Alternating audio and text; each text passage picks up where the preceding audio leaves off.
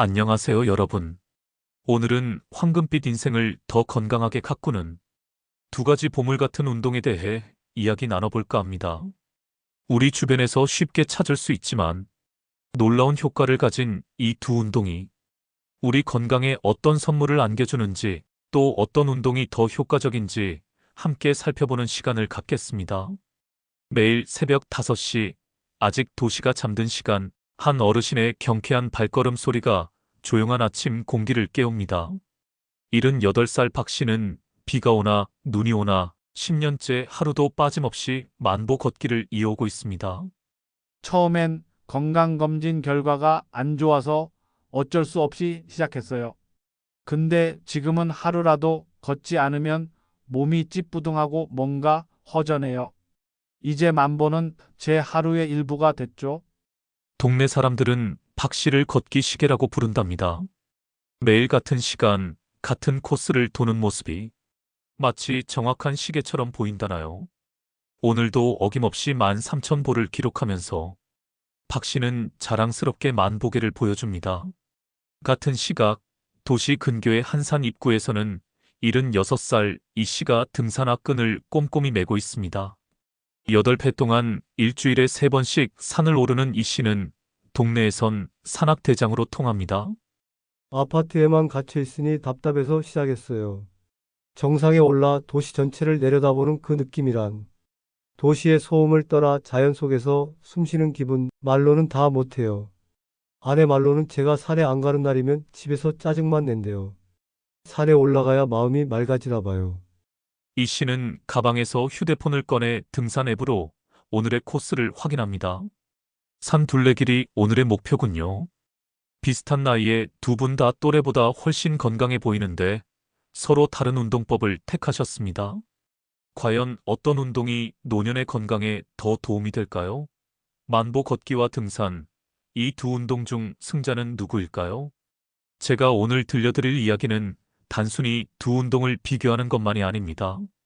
놀랍게도 이 두 운동을 함께할 때 나타나는 특별한 시너지 효과와 여러분의 성격과 체질에 맞게 어떤 운동을 선택하면 좋을지에 대한 조언까지 함께 나누려고 합니다. 먼저 만보 걷기가 가져오는 놀라운 변화부터 살펴볼게요. 72살 이 씨는 매일 걷기를 시작한 지 반년 만에 놀라운 변화를 경험했습니다. 처음엔 3,000보도 힘들어서 중간중간 쉬어야 했어요. 그런데 6달 지나니까 만보도 거뜬 하더라고요. 혈압약 양도 줄고 의사 선생님도 놀라셨어요. 아들이 혈압계 선물해줘서 아침 저녁으로 재보는데 수치가 많이 안정됐어요. 연구에 따르면 65세 이상 고혈압이 있는 어르신들이 일주일에 5번, 하루 30분 이상 걷기 운동을 했을 때 혈압이 눈에 띄게 낮아졌다고 합니다. 이는 일부 혈압약과 비슷한 효과를 보였다고 하니 놀랍죠? 또한 걷기는 혈당 관리와 당뇨병 예방에도 큰 도움이 됩니다. 79살 김 씨의 경험담을 들어볼까요? 당뇨 때문에 시작했어요. 처음엔 약에만 의존했는데 만보 걷기 시작하고 꾸준히 하다 보니 의사와 상담 후 약 관리도 잘 되고 있어요. 식후 혈당도 많이 안정됐고 주치의는 규칙적인 걷기가 건강관리에 큰 도움이 된다고 하더라고요. 당뇨병 연구에 따르면 식후에 15분에서 30분 정도 걷기만 해도 혈당이 내려가고 매일 6,000보 이상 걸으면 당화혈색소가 평균 0.6% 감소했다고 합니다. 걷기는 뇌 건강과 기억력 유지에도 놀라운 효과가 있습니다. 77살 이 씨는 자신의 경험을 이렇게 들려줍니다. 요즘 친구들 만나면 내가 제일 기억력이 좋아요. 장 보러 가도 메모 없이 필요한 것 다 기억하죠. 비결이 뭐냐고요? 아마도 매일 걷기 아닐까요? 걸으면서 생각도 많이 하고 주변도 살펴보고 걷다 보면 머릿속이 맑아져요. 손주들이 저보고 동네 길찾기 앱이라고 불러요. 신경과학 연구 결과를 보면 일주일에 3번 이상, 한 번에 40분 이상 걷기 운동을 한 노년층은 그렇지 않은 사람들보다 기억력이 떨어지고 사고력이 저하되는 초기 단계의 인지 문제가 생길 위험이 거의 절반 가까이 낮았다고 합니다. 뼈 건강과 관절 기능 유지에도 걷기만 한 것이 없습니다. 75살 최 씨의 이야기를 들어볼까요? 골다공증 진단받고 너무 걱정됐어요. 골절되면 혼자서 일상생활을 하기 힘들어질까 봐 무서웠거든요. 의사 선생님 권유로 매일 걷기 시작했는데 다음 검사에서 골밀도가 놀랍게 좋아졌어요. 이제는 손주를 안아주는 것도 두렵지 않아요. 지금까지 걷기가 노년 건강에 미치는 여러 효과를 살펴봤습니다. 하지만 많은 어르신들이 또 다른 방법으로 건강을 지키고 계시죠. 바로 등산입니다. 74살 정 씨는 등산을 시작한 뒤 심폐기능이 획기적으로 좋아졌답니다. 예전엔 3층만 올라가도 숨이 턱 막혔어요. 그런데 등산 시작하고 1년 지나니 이젠 손주들이랑 놀아도 숨차지 않아요. 우리 아들이 아버지 폐활량이 자기보다 좋다고 놀랄 정도니까요. 실제로 건강검진에서 제 폐 나이가 실제 나이보다 10살이나 젊다고 하더라고요. 이게 다 산 덕분이라고 생각해요. 스포츠의학 연구에 따르면 일주일에 2번 이상 등산을 하는 노년층은 폐와 심장이 몸에 산소를 공급하는 능력이 일반 노년층보다 평균 18% 높았으며, 이는 몸의 실제 나이를 약 5년에서 7년 정도 젊게 유지하는 효과와 같다고 합니다. 이처럼 만보 걷기와 등산은 각자 다양한 건강상 이점을 가지고 있습니다. 그렇다면 과연 어떤 운동을 선택하는 것이 좋을까요? 또 두 운동을 함께 한다면 어떤 놀라운 효과가 있을까요? 계속해서 함께 알아보겠습니다. 등산은 또한 근력과 균형 감각을 동시에 발달시키는 놀라운 효과가 있습니다. 70살 박 씨의 경험을 들어볼까요? 등산하기 전에는 다리가 후들후들 떨려서 병원 다녔어요. 무릎도 아프고. 그런데 이제는 등산 가방까지 메고 3시간씩 산행해도 문제 없어요. 특히 내리막길에서 균형 잡는 능력이 좋아져서 넘어질 걱정도 없어요. 무릎 주변 근육이 많이 발달한 것 같아요. 예전에는 무릎 보호대 없이는 못 다녔는데 요즘은 보호대 없이도 괜찮아요. 재활의학 연구에 따르면 정기적으로 등산하는 노년층의 하체 근력이 일반 노년층보다 25% 높았으며, 균형 감각 테스트에서도 23% 좋은 결과를 보였다고 합니다. 등산은 울퉁불퉁한 길을 오르내리며 자연스럽게 균형 감각을 길러줍니다. 이는 넘어짐 예방의 결정적인 요소죠. 노인 체력 연구에서는 등산을 하는 노년층의 낙상 위험이 평지 걷기만 하는 분들보다 33%나 낮았습니다.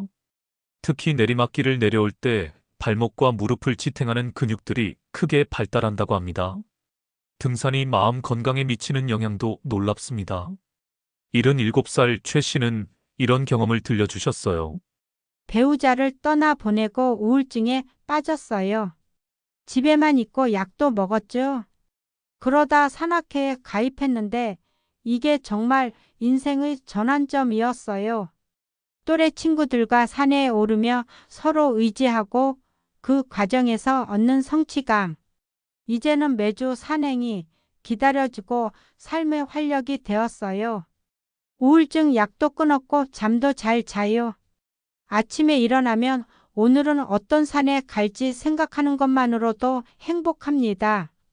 정신건강 연구 결과를 보면 자연 환경에서의 신체 활동은 실내 운동보다 우울증 개선 효과가 35% 더 높았으며, 집단 활동을 통한 사회적 유대감은 노년기 우울증 발병률을 거의 절반 가까이 낮추는 것으로 나타났습니다. 자연 속에서 운동하는 것이 마음 건강에 미치는 영향은 정말 놀랍습니다. 이를 자연 치유 효과 또는 산림요법이라고도 부르는데요. 연구에 따르면 숲이나 산과 같은 자연 환경에서 일주일에 2번 이상 시간을 보내는 것만으로도 스트레스 호르몬 수치가 15에서 20% 감소하고 기분 상태가 크게 개선되었습니다.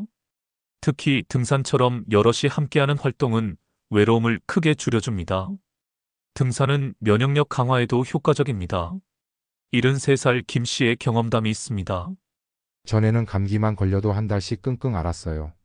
그런데 등산 시작하고 난 뒤로는 감기도 잘 안 걸리고 걸려도 금방 나아요. 의사 선생님이 면역력이 좋아졌다고 하시더라고요.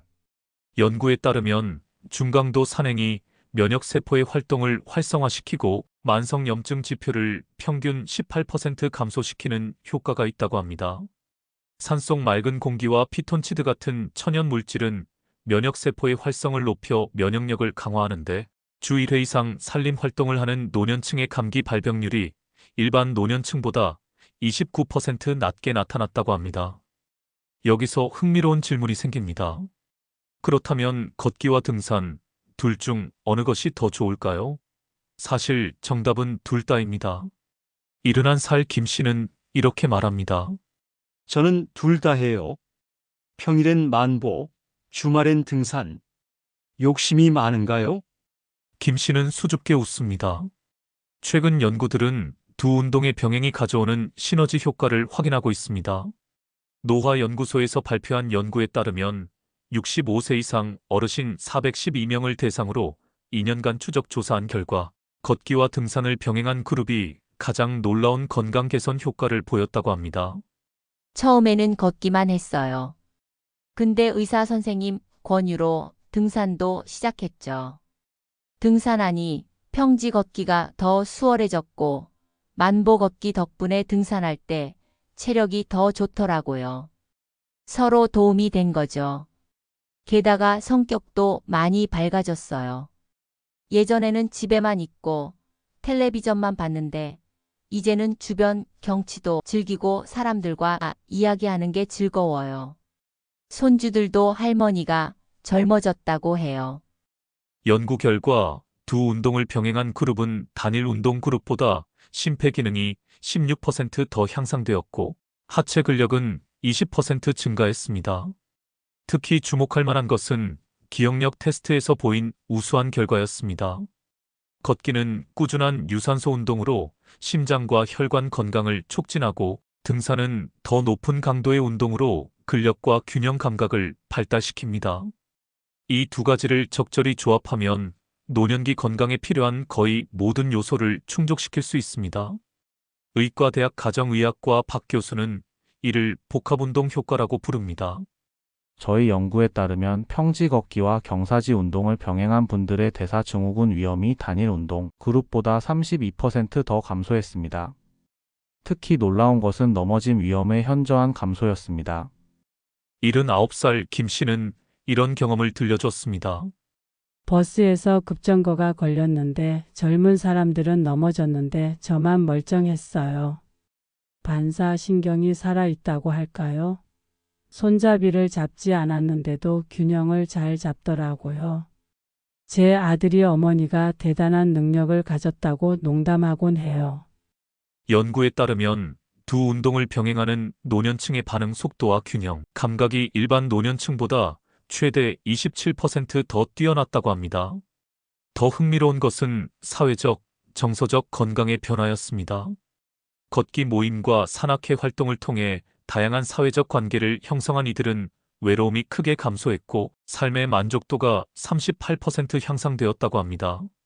평일에는 아파트 단지 걷기 모임에서 또래 친구들과 수다 떨며 걷고 주말에는 산악회에서 더 넓은 세상을 만나요. 제 인생이 이렇게 풍요로워질 줄 몰랐어요. 친구들도 반이 생기고 새로운 동반자를 만난 분도 계세요. 76에 새로운 사랑을 찾은 우리 회원님이 계신데 두 분 다 열심히 걷고 등산하시는 분들이에요. 건강한 취미가 삶의 전반적인 질을 높여주는 것 같아요. 하지만 운동을 시작하시기 전에 꼭 기억하셔야 할 점들이 있습니다. 스포츠의학과 박 교수의 조언을 들어볼까요? 갑작스러운 운동은 오히려 건강에 해로울 수 있어요. 특히 심장질환이나 관절 문제가 있으신 분들은 반드시 의사와 상담 후 시작하셔야 합니다.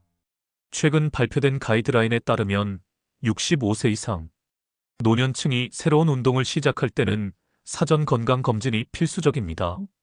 박 교수는 운동을 시작할 때 단계적 접근의 중요성을 강조합니다. 75살 정 씨의 사례가 좋은 예예요. 처음에는 집 주변 15분 산책으로 시작해서 한 달마다 5분씩 늘려나갔어요. 6개월 후에는 하루 1시간 걷기가 가능해졌고 그 다음에 가벼운 등산으로 넘어가셨습니다. 이런 단계적 접근이 안전하고 효과적입니다. 노인 병학회 지침에서도 점진적인 운동 강도 증가가 부상 위험을 70% 이상 감소시킨다는 결과가 나왔습니다. 또한 개인의 건강 상태와 선호도에 맞는 운동을 선택하는 것이 중요하다고 합니다. 67살 박 씨는 처음에 등산을 시도했다가 무릎 통증이 심해져서 그만두셨어요. 그 후 평지 걷기로 바꾸셨는데 이게 훨씬 잘 맞았죠. 반면 72살 김 씨는 평지 걷기가 지루하다고 느껴 등산으로 바꾸셨는데 훨씬 즐겁게 운동하게 되었답니다. 운동의 효과는 지속성에서 나오기 때문에 자신이 즐겁게 할 수 있는 운동을 선택하는 것이 중요합니다. 관절 건강도 중요한 고려 사항입니다. 무릎이나 고관절에 문제가 있는 분들은 걷기를 먼저 시작하고 상태가 좋아지면 서서히 등산을 도전해 볼 수 있습니다. 반대로 심폐기능 강화가 필요한 분들은 적절한 경사도의 등산부터 시작하는 것이 효과적일 수 있습니다. 두 운동의 선택에 대해 박 교수는 이렇게 설명합니다. 만보 걷기는 관절에 부담이 적고 날씨와 장소에 크게 구애받지 않아 꾸준히 하기 좋습니다. 특히 심장과 혈관 건강, 혈당 관리에 효과적이죠. 반면 등산은 더 높은 강도로 폐기능과 근력 향상에 뛰어나고 자연 속에서 마음의 평화를 얻을 수 있습니다. 두 운동 모두 훌륭한 선택입니다. 만보 걷기를 선택한 분들의 이야기를 들어보면 도시 생활에 잘 맞고 시간과 장소에 구애받지 않으며 꾸준히 할 수 있다는 점을 장점으로 꼽습니다. 특히 관절이 약하거나 시간적 제약이 있는 분들에게 적합했습니다. 걷기의 매력은 일상에 자연스럽게 녹아든다는 점이에요. 장 보러 갈 때도 병원 갈 때도 친구 만나러 갈 때도 걸으면 되니까요. 특별한 장비나 준비 없이도 언제든 할 수 있죠. 비가 오면 실내 쇼핑몰에서 걷고 눈이 오면 지하철역에서 걷고 핑계댈 여지가 없어요. 77살 이 씨의 말씀입니다. 이 씨는 만보 걷기를 시작한 이후 허리 통증이 크게 줄었다고 합니다. 예전에는 허리가 아파서 앉았다 일어날 때마다 아이고 소리가 절로 나왔어요. 그런데 걷기 시작하고 석 달쯤 지나니 통증이 많이 사라졌어요. 요즘은 허리 때문에 병원 가는 일이 거의 없답니다. 최근 연구팀은 도시 노인들의 건강 습관을 분석한 결과 일상생활 속에서 걷기를 꾸준히 실천한 그룹이 주 2에서 3회 운동센터만 다닌 그룹보다 운동을 계속 이어나가는 비율이 58% 높았다고 발표했습니다. 이는 접근성과 편리함이 지속적인 운동 습관 형성에 얼마나 중요한지 보여주는 결과입니다. 반면 등산을 즐기시는 분들은 자연과의 교감, 성취감, 강한 운동 효과를 이유로 들었습니다. 특히 일상에서 벗어나 마음의 여유를 느끼고 싶은 분들이 많았죠. 산에 오르면 도시의 소음과 스트레스가 다 사라져요. 정상에 올랐을 때의 그 성취감, 시원한 바람, 탁 트인 전망, 이런 건 걷기에서 느낄 수 없는 거죠. 저는 등산할 때 삶의 의미를 다시 찾는 것 같아요. 문제가 있어도 산에 다녀오면 해결책이 보여요. 78살 정 씨의 말씀입니다. 정 씨는 10년 전 은퇴 후 우울감을 느꼈다고 합니다. 직장에서 물러나니 갑자기 하루가 너무 길어졌어요. 뭘 해야 할지 모르겠고 쓸모없는 사람이 된 것 같아 우울했죠. 그러다 동창 모임에서 산악회를 알게 됐고 함께 등산을 시작했어요. 산에 오르면서 새로운 목표가 생겼고 동료들과 정상에서 바라보는 경치는 말로 표현할 수 없는 기쁨을 줬어요. 이제는 일주일에 산에 못 가면 온몸이 근질근질해요. 한 가지 재미있는 점은 만보 걷기를 선택한 분들과 등산을 선택한 분들의 성격 차이예요. 심리학 연구에 따르면 계획적이고 차분한 성격의 분들은 만보 걷기에 더 끌리고 모험심과 도전 정신이 강한 분들은 등산을 선호하는 경향이 있습니다. 물론 개인차가 있지만 운동 선택의 성격도 영향을 미친다는 점은 흥미롭습니다. 71살 최 씨는 두 운동의 장점을 모두 활용하는 지혜를 보여줍니다. 저는 평일에는 만보 걷기, 주말에는 등산을 해요. 평일에 걷기로 기초 체력을 다지니까 주말 등산이 훨씬 수월해졌어요. 그리고 등산을 하면서 다리 근육이 강화되니 평일 걷기도 더 가뿐해졌고요. 두 운동이 서로를 도와주는 느낌이에요. 그리고 평일에는 동네 친구들과 주말에는 산악회 친구들과 어울리니 인간관계도 더 풍요로워졌어요. 박 교수는 마지막으로 이렇게 덧붙이셨습니다. 완벽한 운동이란 없습니다. 본인이 즐겁게 하고 무리하지 않으면서도 꾸준히 이어갈 수 있는 운동이 최선이에요. 만보 걷기가 좋은 분이 계시고 등산이 잘 맞는 분이 계세요. 또 어떤 분들은 두 가지를 모두 즐기시죠. 중요한 건 자신의 몸 상태를 존중하면서 꾸준히 하는 것입니다. 운동을 시작하기 전과 후에 적절한 준비와 정리 과정도 매우 중요합니다. 운동 전후로 충분한 수분 섭취와 간단한 스트레칭은 부상 예방에 큰 도움이 됩니다. 특히 노년기에는 갈증을 잘 느끼지 못하는 경우가 많아 의식적으로 물을 마시는 습관이 중요합니다. 운동 시작 30분 전, 운동 중간, 그리고 운동 후에 물을 조금씩 마시는 습관을 들이면 피로 회복에도 도움이 됩니다. 또한 간단한 스트레칭은 관절의 유연성을 높이고 근육 경직을 예방해 안전하게 운동할 수 있게 해줍니다. 노인병학회 연구에서는 운동의 종류보다 꾸준함이 노년 건강의 가장 중요한 요소로 나타났습니다. 중간중간 쉬더라도 완전히 포기하지 않고 꾸준히 이어가는 것이 중요하다는 거죠. 어떤 운동이든 시작이 반입니다. 박 교수가 웃으며 말합니다. 오늘부터라도 천천히 시작해보세요. 처음부터 등산 정상이나 만보를 목표하지 말고 아파트 한 바퀴 돌기, 버스 한 정거장 걸어가기, 가까운 동네 뒷산 오르기, 이런 작은 성공 경험이 쌓이면 자연스럽게 더 나아가게 됩니다. 운동 시작 전에는 몇 가지 주의사항도 기억해야 합니다. 특히 고혈압, 심장질환, 당뇨, 관절염 등의 질환이 있으신 분들은 반드시 의사와 상담 후 운동 계획을 세우는 것이 좋습니다. 저도 처음에는 욕심이 나서 무리했다가 무릎을 다쳤어요. 79신 씨의 경험담입니다. 등산을 처음 시작했는데 친구들 따라 높은 산을 올랐다가 내려오는 길에 무릎이 아파서 고생했죠. 그 후로는 의사 선생님 조언에 따라 처음에는 완만한 코스로 시작해서 서서히 난이도를 높여갔어요. 무리하지 않고 천천히 단계를 밟아가니 지금은 백두산도 다녀올 만큼 체력이 좋아졌답니다. 그리고 또 한 가지 말씀드리고 싶은 건 나이는 숫자에 불과하다는 점이에요. 노화연구소 연구에서는 80대에 새로운 운동을 시작한 분들도 상당한 건강 개선 효과를 보였습니다. 실제로 80살에 처음 등산을 시작해 85살에 한라산 정상에 오른 이 씨의 사례도 있습니다. 시작하기에 너무 늦었다는 생각은 버리셔도 좋습니다. 지금 이 순간이 건강한 노년을 위한 첫걸음을 내딛기 가장 좋은 때입니다. 운동의 효과는 신체적인 것에만 국한되지 않습니다. 심리적, 사회적 효과도 큽니다. 이른 낸 윤 씨는 이렇게 말합니다.